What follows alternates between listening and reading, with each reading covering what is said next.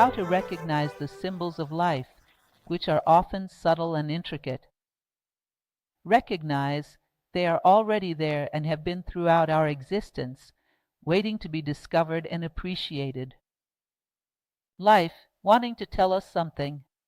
Maybe the moments that we have grown the most in our life were the moments when we recognized some symbols. Maybe it was the moment we chose to see, chose to grow. Because it's a decision, it may seem funny. We all want to grow. Not always, not always. Sometimes our ambitions are others. Growing, I call a very refined ambition, very philosophical. I remember an Oriental tale, a Buddhist tale, which says that one day Ananda, one of the disciples of Buddha, comes to the master and says, "Master, you are so wise, you know so much. Why don't you go and tell all these things to people so that they are free from ignorance?" Buddha decides to submit Ananda to a test.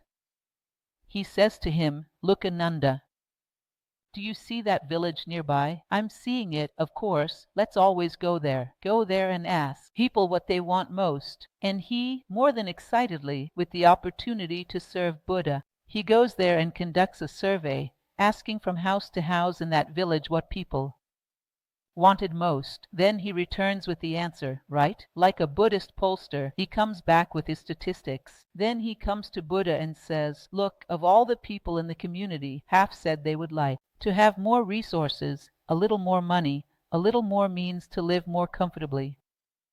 Of the remaining half, a quarter said they would like to see their children marry well, see their children grow up well, successful, healthy, and the other quarter would like to have a long, healthy, and comfortable life." Then Buddha said, "Just that, just that." And how many said, "Just that"?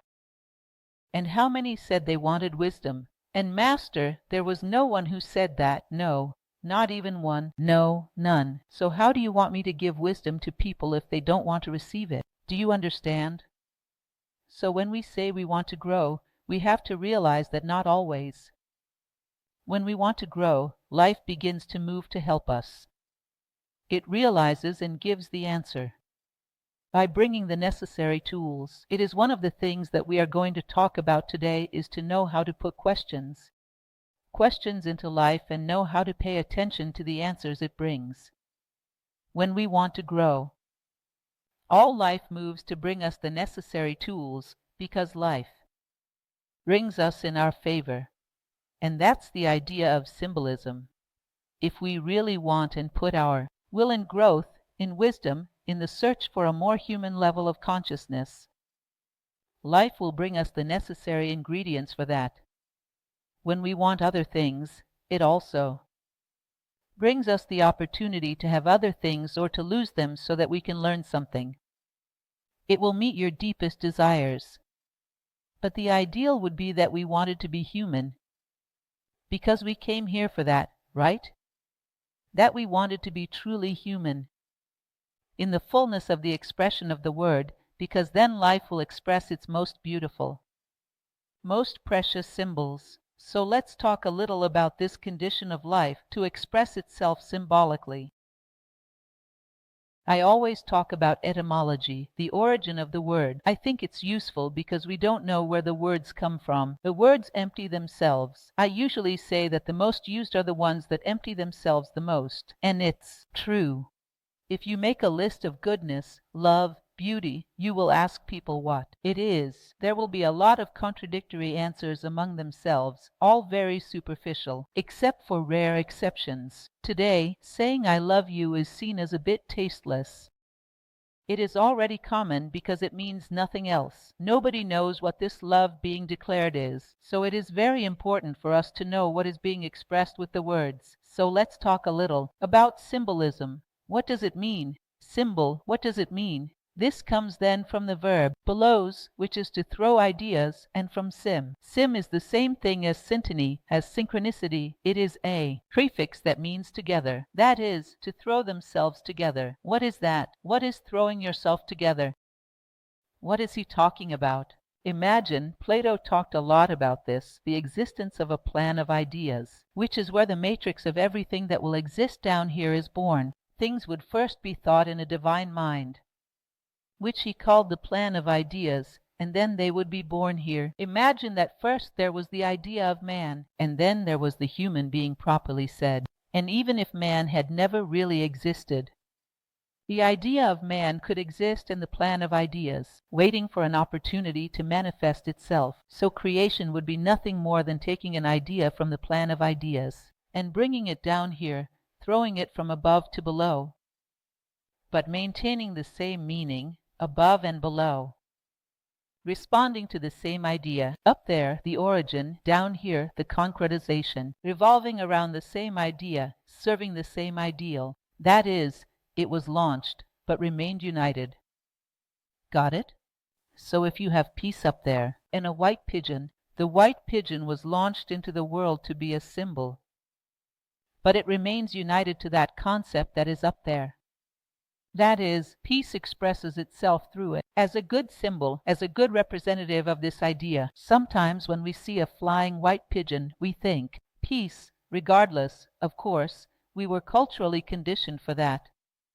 Regardless of the circumstances, we look at it and realize the idea behind it. When the symbol is a good symbol, it is a very effective emitter, very effective in the message it brings. So the symbol is this. It is something that down here represents, well or badly, an idea, because the symbols also distort. Symbols are also being stirred throughout history, and sometimes they lose their efficiency. At some point they mean almost nothing. We see a lot of pop art today, T-shirts that put Michelangelo statues, that put colorful, various colored Renaissance paintings, sometimes with little balls, with I don't know what. It's logical. And all this popularization, because in general these works were very symbolic. This popularization removes many elements of symbolism, and it becomes a cute, funny, colorful thing, but as a symbol it has already been lost. So the symbol has moments when it deteriorates and dies, and stops transmitting a message. But in principle it would be this,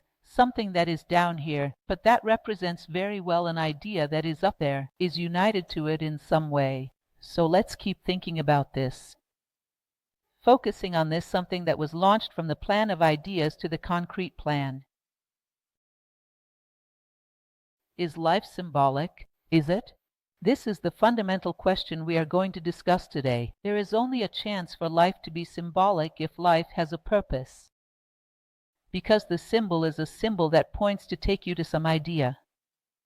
For that, you need to want to get there. If life has a point of arrival, it wants to take everyone to the fullness of the human condition. Then it is possible it creates symbols, because the symbol is a little arrow pointing to the world from where it came, and the little arrows pointing to some place only serve if you want to go there, if you are aware and want to make this displacement.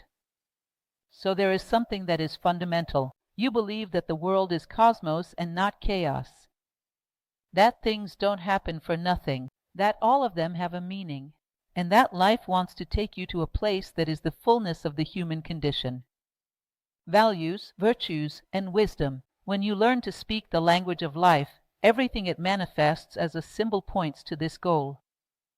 That is, life is intelligent, it is not chaotic, and it is directed, it has a purpose. It knows where it wants to take you, and the true symbols help you to go in that direction.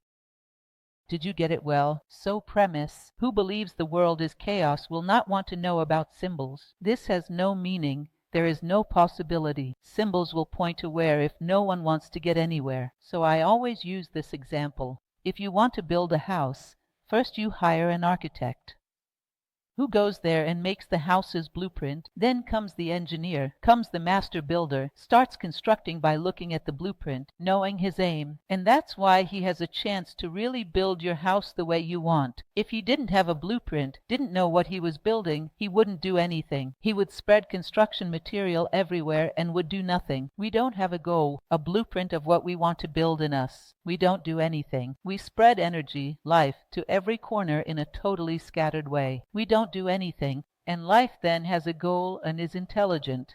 These are two fundamental premises for us to get into the subject of the symbol. Because then, of course, if I want to get somewhere, the symbols are signposts that point there. When I want to reach the human ideal, I understand the symbolic mentality. I see that all the symbols point to that. All the symbols point to that human ideal. which is even a way for us to distinguish what is truly a symbol from what is a fantasy on our part, which can very well happen. Let's talk about that later. Then a tenuous thread where we have to be very lucid to know if we are fantasizing, inventing symbols. What are really symbols that we have noticed from nature? The theory of responsibility is a name that I usually attribute to an idea of the Stoic philosophers. Stoics' idea. The theory of responsibility is, per Marcus Aurelius, Stoic philosopher. I think most of you must have heard of Stoicism because it is now in fashion. It is a very important moral school, very significant from the past. As we are in a very violent moral crisis, everyone goes after moral schools. So Stoicism is everywhere. There are books even for Wall Street because the businessmen decided to be Stoic. So it's very fashionable. Marcus Aurelius was a Stoic philosopher. He has this phrase that I call the theory of responsibility. He says the following: nothing happens to a person that is not their own. So nothing happens to Lucia, for example, that is not Lucia's own. To each one of you, nothing happens that is not yours. In other words, things do not come by mistake. Things do not go wrong. They come to us exactly because our need for experience to grow has invoked these things into our lives. It's like we came to the world with an encrypted card of the experiences that I have to go through to grow. I came here to stop my anger, to stop my anxiety, to organize myself better. Let's say I have these defects and I want, in this life, to polish these cracks, to get rid of these defects. Everything that can provide the experience that helps you get rid of these defects tends to be attracted to your life. Like a magnetic card. Why? Because your need for experience is calling. So nothing happens to a person that is not their own. This is very interesting because it is a thought that helps us banish the idea of accident. Things happen to me by chance. By chance. I think this story of chance is a very curious concept. Why would Cargus Dago, a human being, be lucky? Because he was awarded in some cosmic competition, so everything goes wrong for him? What is chance? This is absolutely without logical foundation. It makes no sense for anyone to be lucky. He may be having a series of negative experiences that want to lead him to another direction, which is not the one he is taking. Not a coincidence. Life is pedagogical. He wants to say something about it. So sometimes very skeptical people, when we talk about a life directed and with meaning, believe in chance. I do not believe in chance. Honestly, no. I think it is an invention without any logic. No one is unlucky. There are repetitive experiences that are trying to say something. So, life is all symbolic. Learning to read. This is important for us to realize. We are going to talk here about a dimension of symbols, a dimension that has a lot to do with a theory by Carl Gustav Jung, the great psychiatrist. In his analytical psychology, he talked about synchronicities. I'm going to talk a lot about synchronicities. But symbolic language is much more than synchronicities. Imagine that I want to say something to one of you and you do not want to hear me. I insist. It's important. Look at me here. I want to talk to you. You don't pay attention, and you turn to talk to another person, and I'm there trying to talk to you. And 1 hour I lose patience, because patience can be a lot. 1 hour and I lose patience and I hold you by the shoulders and shake you. Hear what I'm trying to tell you.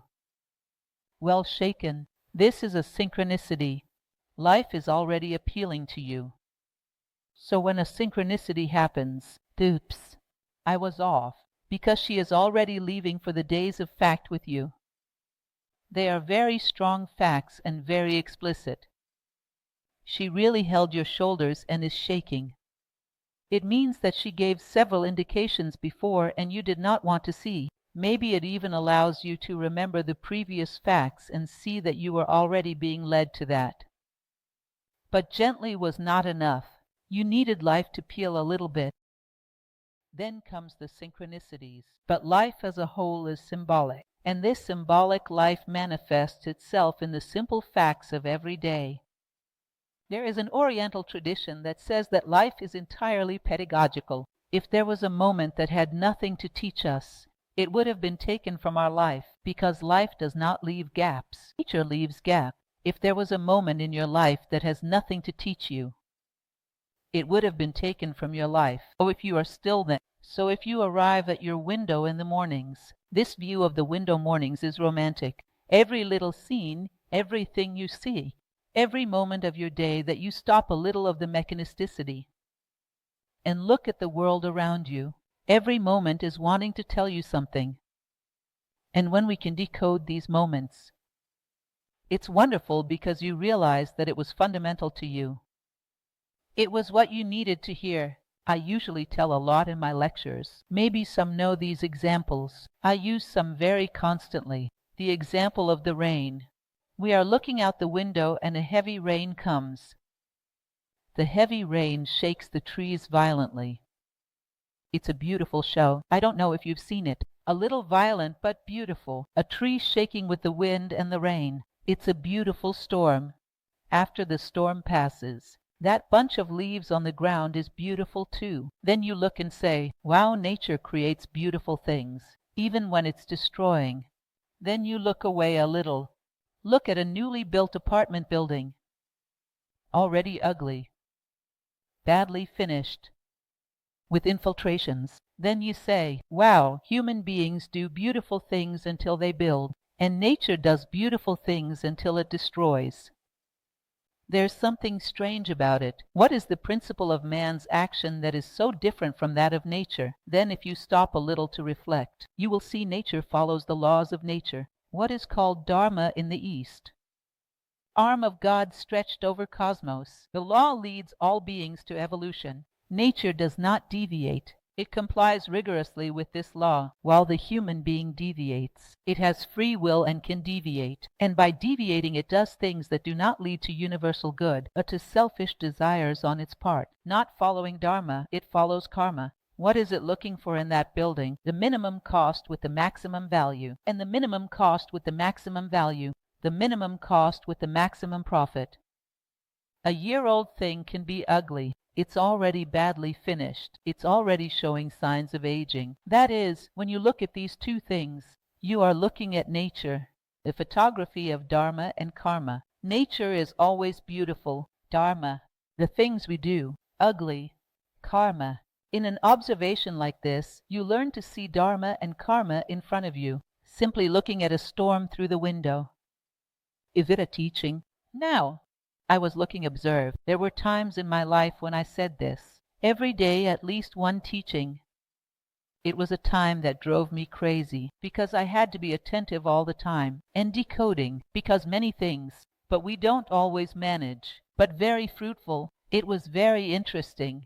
One day like this, there in the backyard of my house, it rained, and I wanted to pull all the water to the drain. Because the backyard, the cement was badly placed. It has levels, so the water tends to run to the lowest places and makes a dirty puddle there with dirt. I was there with the rod pulling that water to the drain. Suddenly I realized that it escaped me from the sides and went to the puddle. I said my conscience is just like that. If I don't feel like taking it in the right direction, it goes to the lowest and dirtiest point. If I'm not attentive to that, it goes to the lowest and dirtiest point. If there is no will, there is no determination. Things flow to the most comfortable. That is, lower and in general dirtier. An observation of this type because of the roll in the pool in the backyard. Is there a message there? There is. There is a message everywhere, in all corners. I used to take objects with my students in the classroom, inside the room, and ask them what the symbolism of this is. Then one time I took a chair, and we found out that the chair has two ideas in it. One that is the ability to give direction, the ability to give rest. That is, your forelegs. They are the ability to balance. They are balance. And the other is the shell where you sit. That is the possibility of giving rest. That is the virtue of balance. And the virtue of generosity. It gets you favorably so that you rest.